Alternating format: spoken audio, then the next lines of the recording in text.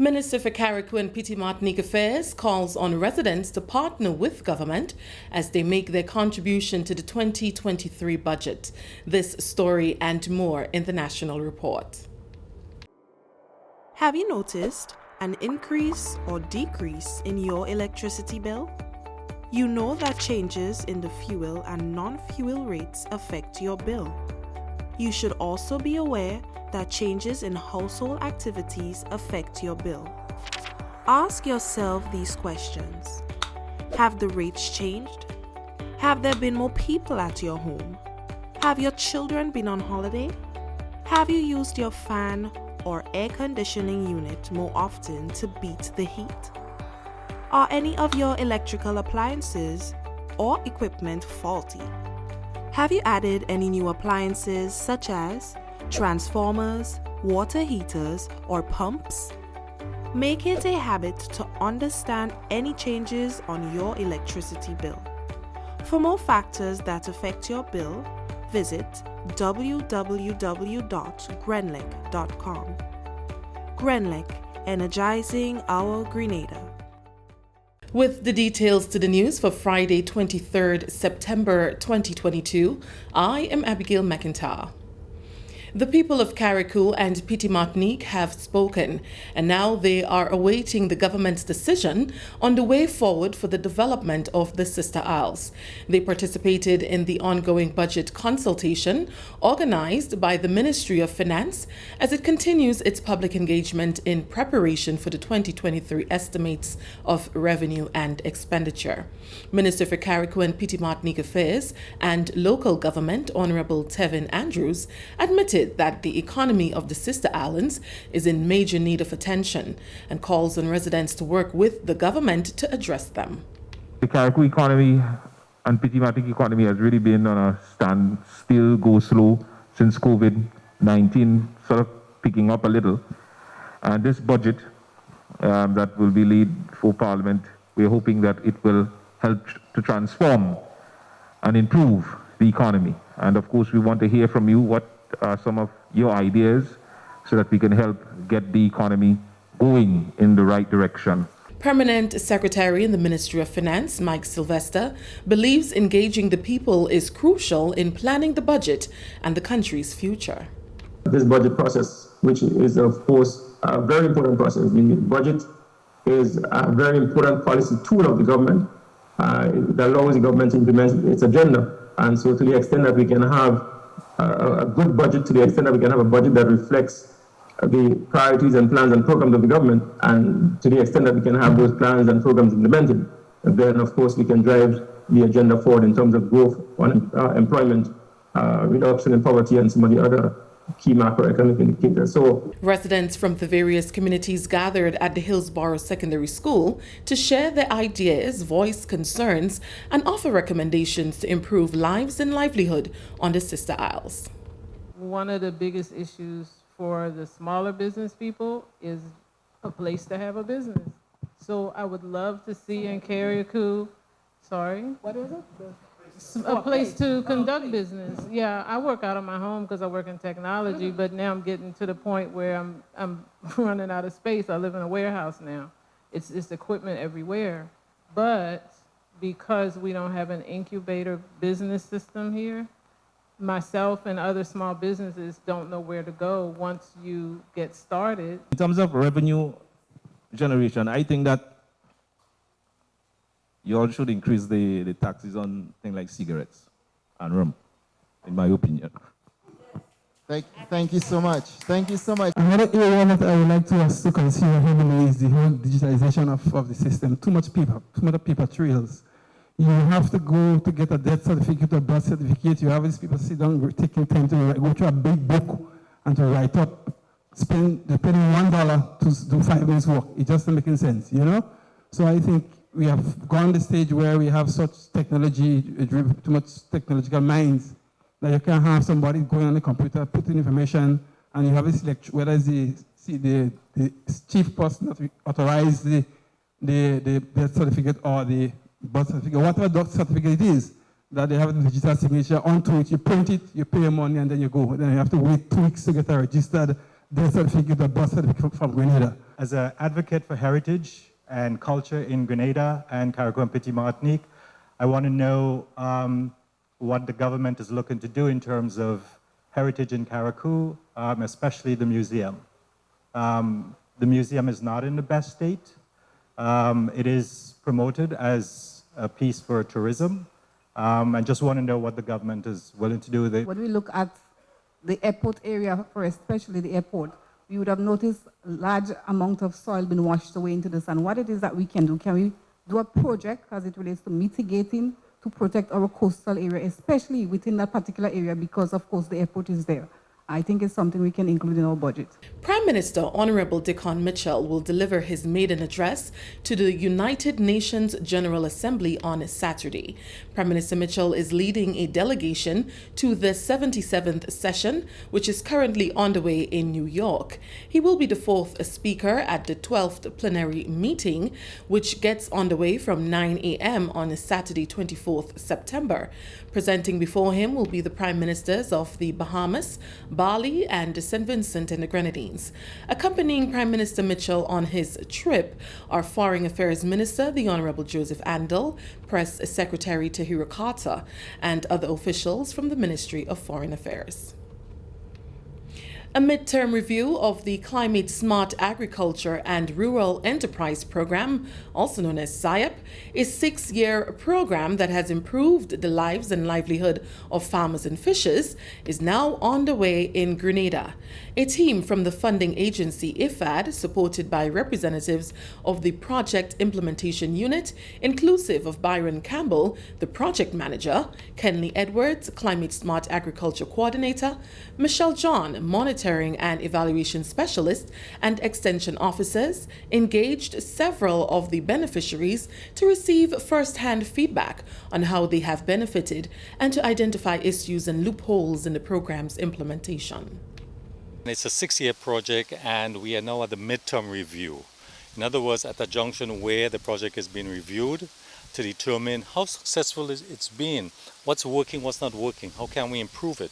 I think it's also timely from the point of view that here you have a new administration. In the midterm review you can determine, we have already spent I think just over 40% of the funds. The government can determine at this juncture its priorities. In other words, what in terms of climate smart agriculture, agriculture in general, where should the rest of the money go? What's the best use of these funds? So a midterm review allows you to do this, to determine best use of funds.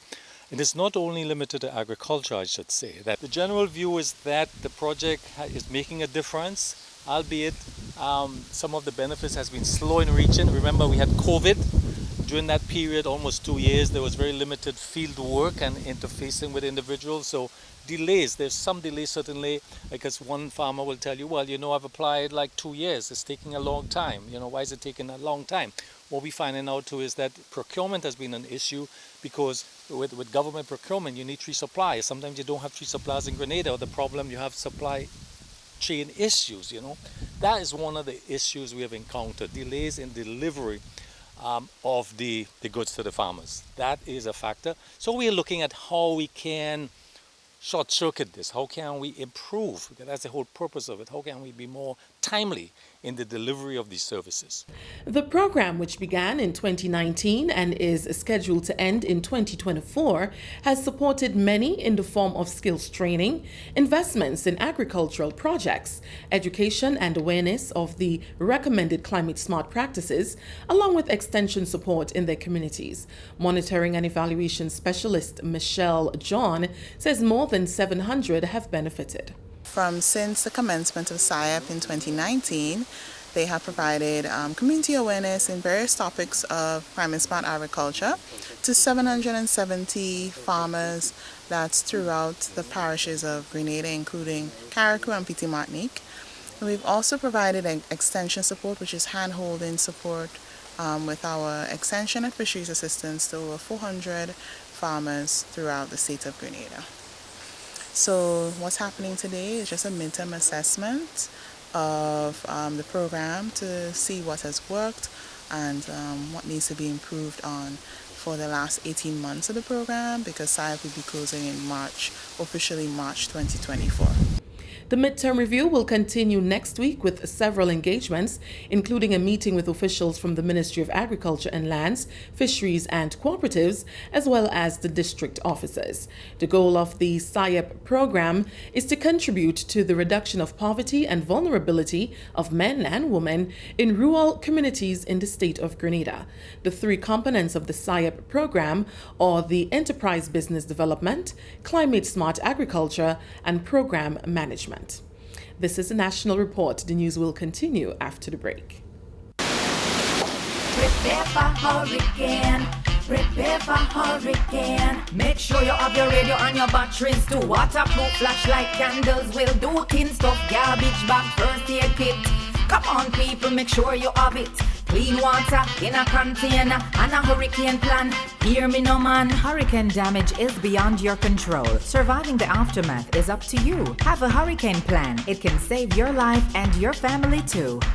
Prepare for hurricane. Your hair, prepare for hurricane. Welcome back. My children need my presence more than my presence. This was the theme for the graduation ceremony of a parenting class held under the new IMANI program. The ceremony was held on Thursday at the Grenville Pentecostal Church. The training is an initiative of the Ministry of Youth, Sports and Culture and facilitated by the Ministry of Social and Community Development, Housing and Gender Affairs under the National Parenting Program. 30 participants received certificates of achievement upon completion of the Parenting Education and Training Program. Senator Tessa Sincere encouraged the graduates to always think about what's best for their child or children and make the tough decisions for their well-being. Sometimes as parents, we have to take some serious decisions that our children may not like. But in their best interest, we have to take those decisions. And I'm encouraging you to do that today. It does not mean that you do not love your children. It does not mean that you are not looking out for their best interests, right? It does show that you are committed to this mammoth task at hand. Parenting is no joke.